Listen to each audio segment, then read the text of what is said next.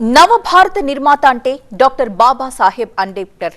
సామాజిక న్యాయ ప్రదాతకు కృతజ్ఞతగా భావితరాలకు స్ఫూర్తిగా ఏపీ సర్కార్ సామాజిక స్ఫూర్తి వనాన్ని రూపొందించింది. ఇప్పుడు అందరి చూపు అటువైపే. అందరి చర్చ విగ్రహ శిల్పుల గురించే. విగ్రహ నిర్మాణం వారు ఏమంటున్నారు ఇప్పుడు చూద్దాం.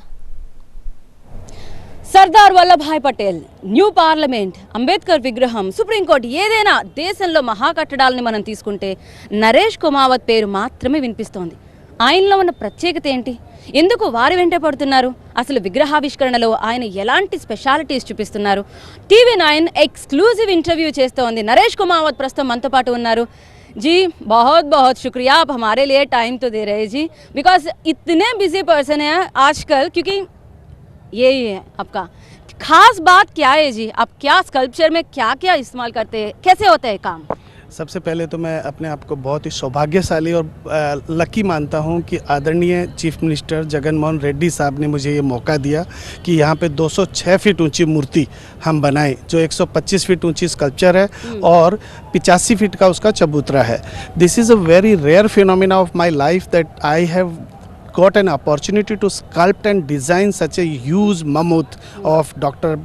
Bhimrao Ambedkar Saab, who has sculpted this country, and I'm lucky enough to sculpt his sculpture. Wow. So I would especially thanks to Sri Lakshmi ma'am, who is the director of this whole episode, you know.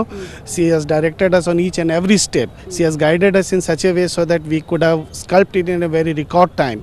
Any specialities and how long will it take to finish your project and everything? देखिए, सबसे बड़ी बात किसी भी मूर्ति की होती है कि उसके फेशियल एक्सप्रेशंस और उनके फीचर्स और एसेंस के ऊपर आप पाएंगे.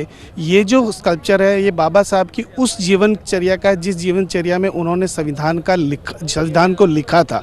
एक ना तो बहुत ज़्यादा उम्र दराज, ना बहुत ज़्यादा यंग. सो इन सब चीज़ों का श्री लक्ष्मी मैम का हमेशा गाइडेंस रहा कि फेशियल एक्सप्रेशन कैसे रहे. आपके जितने भी मिनिस्टर्स थे वो हमारे स्टूडियो पर यदा कदा आते थे. वो स्कल्पचर के बारे में बताइए, मेटल के बारे में बताइए, और आपने जो न्यू पार्लियामेंट का भी वो डिज़ाइन वो किया ना, उसके बारे में बताइए सर. ओके, सो देखिए, ये 125 मेट 125 मेट्रिक टन मेटल ब्रॉन्ज हमने इसमें इस्तेमाल किया है, एंड 350 मेट्रिक टन के करीब इसमें ऐसा स्टील इस्तेमाल किया है. ऐसा माना जाता है कि the life of the bronze sculpture is more than 5000 years. Let me give an example of this. In Mohenjodaros we got ancient sculptures which are made of bronze. That is 5000 years ago. We have tested this bronze, LTB bronze we have used in 85% is copper there in making this. 17 feet is the face of the Baba Saheb Ambedkar, 4 feet is the eye of the sculpture. So that's a huge scale. 4 అడుగుల కళ్ళు and face మొత్తం 17 అడుగులు. 17 feet का face, 17 feet का चेहरा है उनका. 70% का 75% कॉपर इसमें, लेड, टिन एंड मैग्नीशियम जैसे धातु का हमने इसमें इस्तेमाल किया है. इन सब धातु को मिला करके और हमने इस मूर्ति को बनाया. एक चीज़ मैं और स्पेसिफिकली अंडरलाइन करना चाहूँगा, it's always a team work. What's your next project? कहाँ बना रहे हैं आप, कौन सी मूर्ति बना रहे हैं आप? देखिए, अभी तो जब तक ये चल रहा है तब तक मैं यही कहूँगा कि this is the one of the unique project, and I will keep getting opportunity and I will keep doing new work. New parliament of building मैंने किया, सुप्रीम कोर्ट ऑफ इंडिया किया, राम मंदिर जो बन रहे हैं उनके इनर परकोटा के काम मैं कर रहा हूँ. Apart from that I have done my work have been installed in more than 80 countries, 230 cities. My name is in Guinness Book of World Record, Limca Book of Records. In the making of these sculptures, I think we have a staff of around 300 people, so we all work together.